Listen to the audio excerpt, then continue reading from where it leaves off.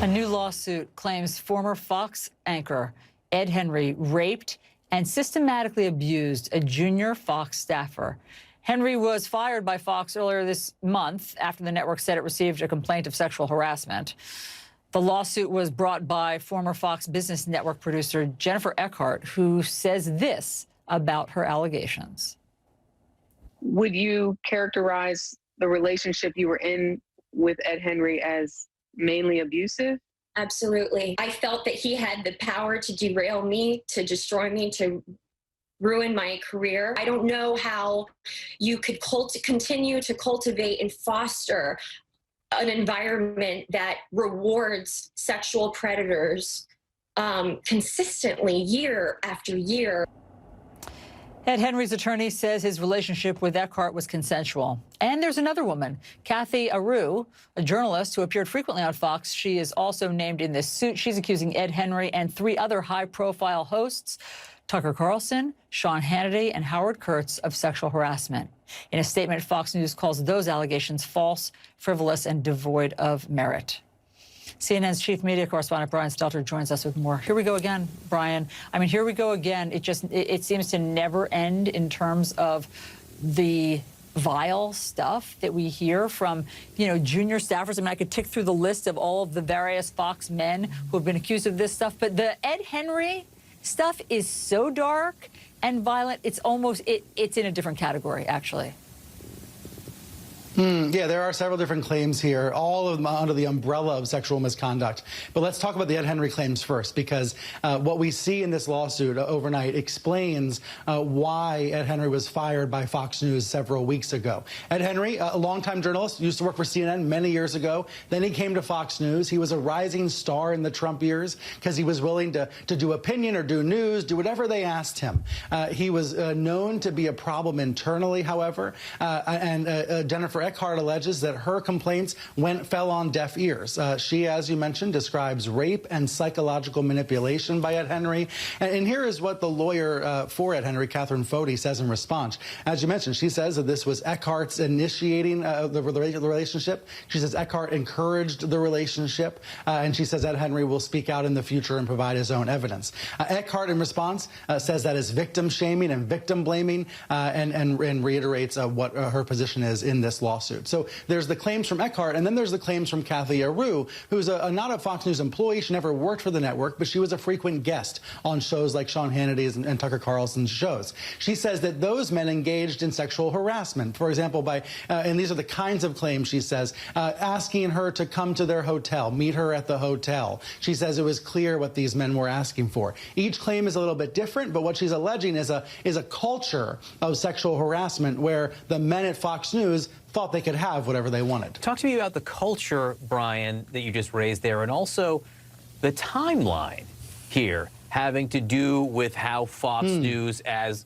evolved or not over the years since Roger Ailes.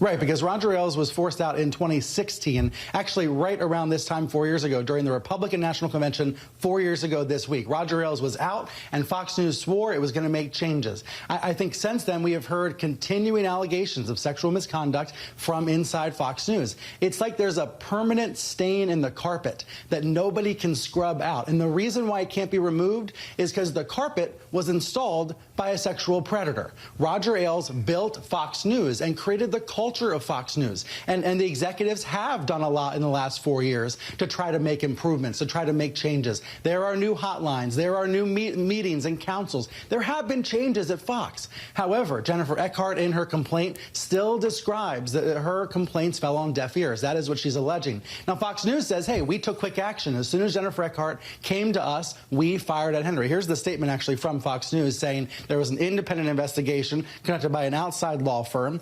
They say that all of Cathy Areu's claims, the ones against Tucker and Sean Hannity and others, are false, patently frivolous, and utterly devoid of any merit. So basically what Fox News is saying is, if you have a problem with Ed Henry, go sue Ed Henry in court. Don't sue us. We have nothing to do with this. There are some legal experts who say that her claims are not as strong. And so we will see if this case moves forward. But listen to what Cathy Areu said just a few minutes ago in an interview about the environment at Fox News, about her interactions with some of the male anchors. I kind of got numb to it. I thought it was perfectly fine to receive pornographic images and gifts. I thought that was normal for a male anchor to do. To send pornographic images? Yeah, just to send you pornographic images. Yeah.